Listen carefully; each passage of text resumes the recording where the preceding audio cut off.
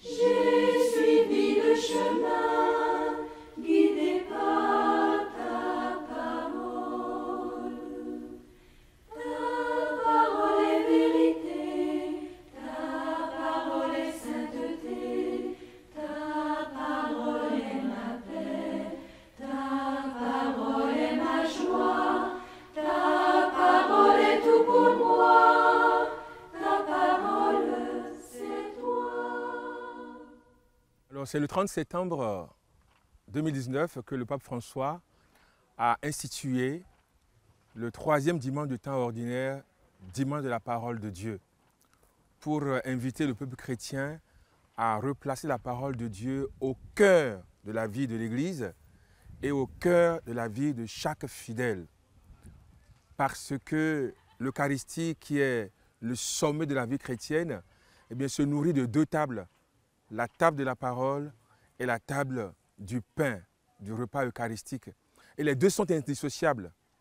On ne peut pas accéder à la table eucharistique sans passer par la table de la parole. Et j'ai eu à voir en Allemagne, eh bien, dans une chapelle, dans une église, où l'ambon de la parole de Dieu a la même dimension que l'autel. Et cela vraiment représente, cela signifie très bien l'importance de ces deux autels, l'autel de la parole et l'autel du pain rompu et partagé. Cette parole est vraiment au cœur de notre vie, c'est elle qui nous transforme.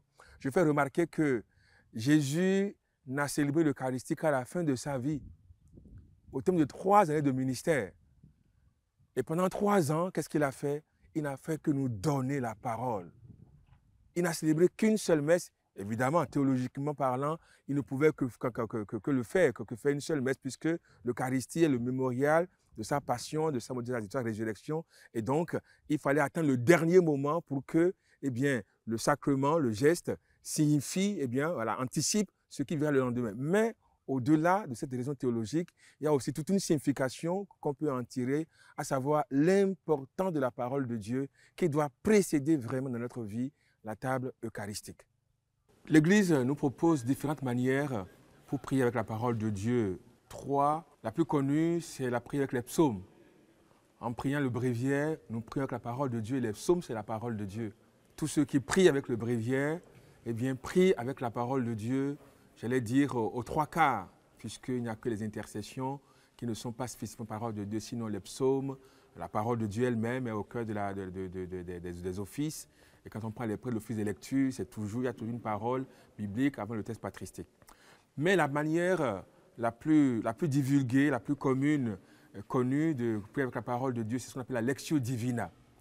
Et c'est Guy le Chartreux qui, en s'inspirant de l'échelle de Jacob dans la Bible, eh bien, a synthétisé toute la tradition patristique, voilà, et donc a proposé ces 4 échelons, ces 4 étapes de prier avec la parole de Dieu qu'on appelle la Lectio Divina. Il y a une 5e étape qui a été ajoutée et qui est finalement la finalité du justement de cette méditation, de cette prière avec la parole de Dieu. Alors, la Lectio Divina donc, comporte de façon classique donc, 4 principales étapes. La première, c'est la Lectio. La deuxième, c'est la Meditatio. La troisième, c'est ce qu'on appelle l'Oratio. Et la 4e, la Contemplatio. Alors d'abord, la Lectio. Il s'agit de lire la parole. Le mot lectio vient d'un mot latin qui veut dire lecture. Il s'agit de lecture lente, paisible de la parole de Dieu. On lit la parole de Dieu 1 fois, 2 fois, 3 fois, 4 fois si possible, pour l'accueillir d'abord en tant que telle. Et une fois que cette parole a été lue, a été accueillie, et qu'on pourrait presque se passer du support physique, eh bien, on passe à la 2e étape, qui est la méditation. Il s'agit d'appliquer les facultés intellectuelles, à savoir l'intelligence, l'imagination, la mémoire, de les appliquer à la parole de Dieu, cette parole qu'on vient de lire, qu'on vient d'accueillir, pour comprendre ce qu'elle dit, pour relever tel ou tel fait, telle ou telle parole de Jésus, telle ou telle attitude de Jésus, telle ou telle attitude de ses interlocuteurs, de la foule en l'occurrence. Et donc, essayer d'entrer dans l'intelligence de la parole qu'on vient de lire, de voir tout ce qu'elle contient comme richesse. C'est la méditation. Et puis, ça va conduire tout naturellement à la 3e étape, qui est l'oratio. Cette parole qu'on a méditée, qu'on a goûtée, qu'on a mastiquée, eh bien, on va maintenant la transformer en prière.